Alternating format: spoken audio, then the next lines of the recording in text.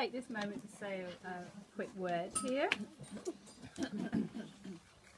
We're here today to celebrate two very special people who've been married for 60 years. When I say to people, oh, my mum and dad have been married for 60 years, they say, wow. And I could hear some of you saying that as you're coming in. They go, wow, 60 years. How do you get to be married for 60 years? Well, you just keep living. But I honestly think there's a recipe. Because I think they've discovered this recipe, and I've watched them bake it over, for my whole life over. I've watched them bake this recipe. And although it's never been written down, I've kind of figured out what it is. So I've written it down for you today. Take 1 cup of friendship, mix with 2 cups of kindness and ½ a cup of understanding.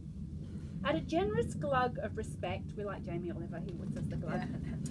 Add a generous glug of respect, 3 tablespoonfuls of laughter, 2 tablespoonfuls of adventure, and a heaped teaspoon of forgiveness. Place in a heat-proof bowl and bake in the oven of God's unconditional love until soft and golden. Once baked, this recipe has been sufficient for the 2 of them, plus 3 children, 3 children-in-law, 8 grandchildren, 2 great-grandchildren, all other family members, and unlimited friends. It's a recipe that has been served in times of immense joy and also in times of deeper sadness, or just on an average Tuesday in February. It tastes of security, of belonging, of acceptance. I, for one, have been privileged to eat it for 53 years. Others here have only tasted this recipe in the last few years, yet others have enjoyed it for the whole 60 years. Mum and Dad, I think you have no idea quite how special the recipe of your marriage is. We've all written down memories of you two on these cards hanging around, and we like to read a few of them now as just a very small token of thanks for all you've meant to those of us here and to some who couldn't be here today. So this one, first of all, is from Becca.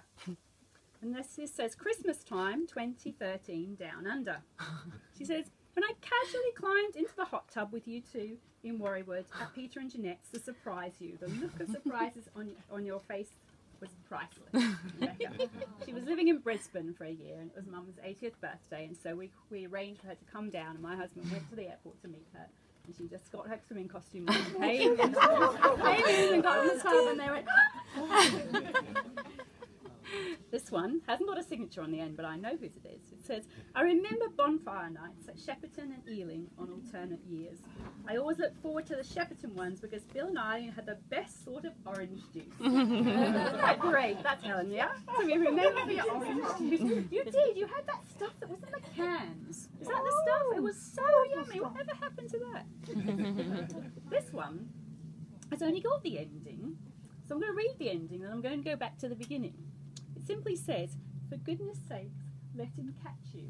Are you going to let me tell? I've heard this story before. This is before my time. The first year they were married, they lived downstairs from Betty and George. Upstairs. Upstairs. Sorry, upstairs. They lived upstairs, and Betty and George lived downstairs. So That's my brother. George is Mum's brother. And they made so much noise upstairs that Betty used to yell up the stairs, for goodness sakes, let him catch you. You did. Yes, I'm glad you did. Well, at least 3 times anyway. She wasn't running very far. No. This one's from my son Greg, who's the other side of the world. He says, thank you for taking 10 hours out of your day to drive me to Wales and back for an ice cream. That was last year, just over a year ago, wasn't it? He wanted an ice cream from this special place in South Wales, so they took him there for the day. This one's from Bill's sister. I've had so many lovely holidays with Bill and I, but the most earthquaking was the one in San Francisco. We were parked up beside a little church when the doors of the car sprung open. What are you doing to the car? I said to Bill. It's an earthquake, he said. We got out and just stood still while the earth shook. If I hadn't said to Bill earlier that I would rather travel south from San Francisco than stay, we would have been in the center of it all. What an escape. And this one. A memory I have is one where Bill had already left for Canada. So one of the last nights, Eileen came to stay with us. Very nice, but we only had one bed, so the three of us slept in the one bed, and me in the middle. I'd never heard that one before. My bridesmaid and her husband. What you're not saying is her husband was the other side. Oh dear. So, look, our society encourages us to boast about our children and our grandchildren, but the Japanese boast about those in the generations above them, and perhaps they've got a point. In the book of Proverbs in the Bible, it expresses both sentiments when it says, "Children's children are a crown to the aged, and parents are the pride of children." Well, I certainly couldn't be more proud of my lovely mum and dad.